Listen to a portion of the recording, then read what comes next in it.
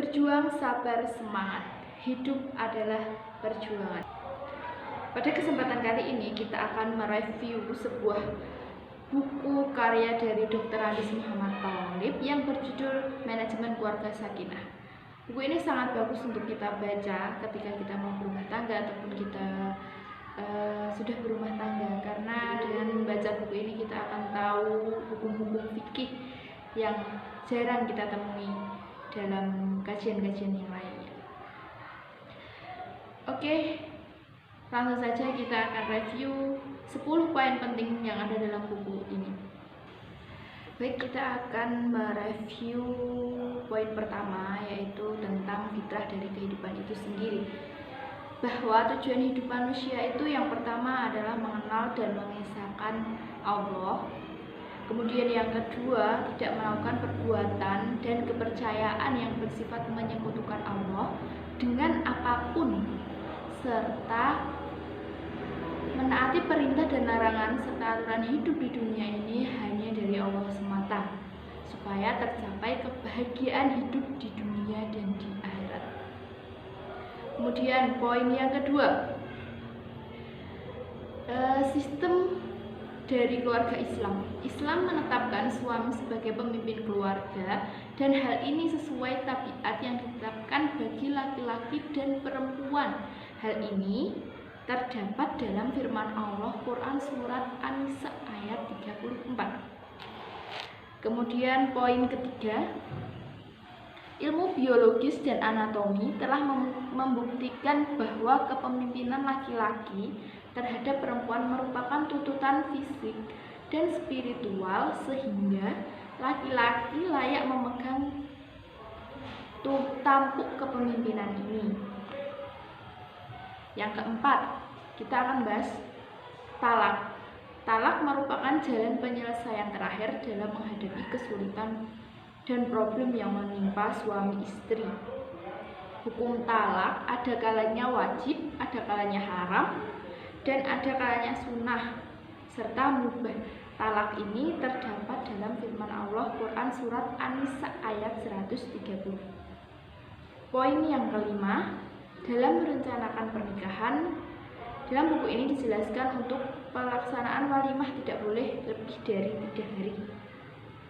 Kemudian poin yang keenam, kewajiban suami pada istrinya, yaitu memberi nafkah secara lahir dan batin. Pesan yang disampaikan Rasulullah pada saat haji wada kepada kaum laki-laki, yang pertama, seorang istri yang terbukti melakukan perbuatan-perbuatan keji dan kekejiannya itu dapat dibuktikan dengan jelas oleh suaminya, maka suaminya boleh melakukan tindakan hukuman kepada istrinya. 1. Mengucilkan, artinya meninggalkan istrinya di tempat tidurnya tanpa ditemani. Kemudian yang kedua, memukul badannya, tapi dengan catatan tidak boleh melukai.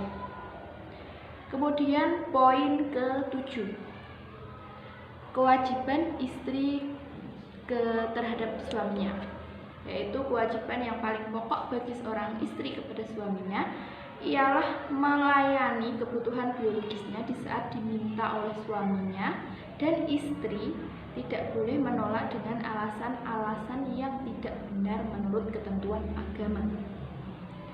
Kemudian poin ke-8, dalam hadis Rasulullah menegaskan bahwa salah satu syarat istri dapat masuk surga ialah apabila dalam kehidupan bersuami istri dia dapat menjadikan hati suaminya ridho, senang, dan puas terhadap dirinya.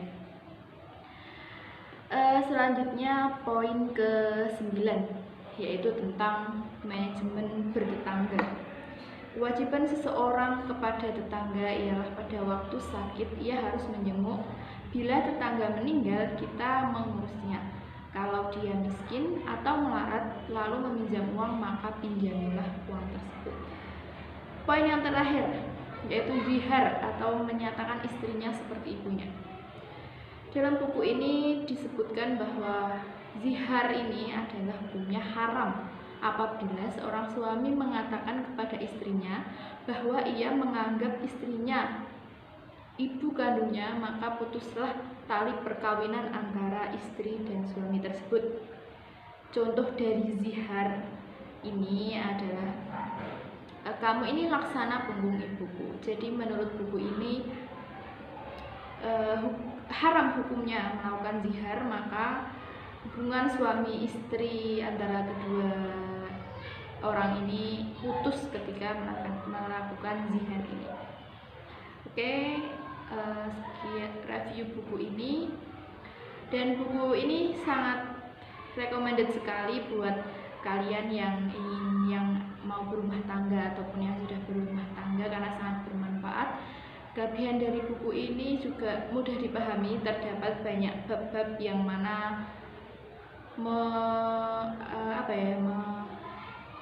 menjadi bahan untuk kalian introspeksi diri, menjadi bahan pengetahuan kalian yang sangat bagus.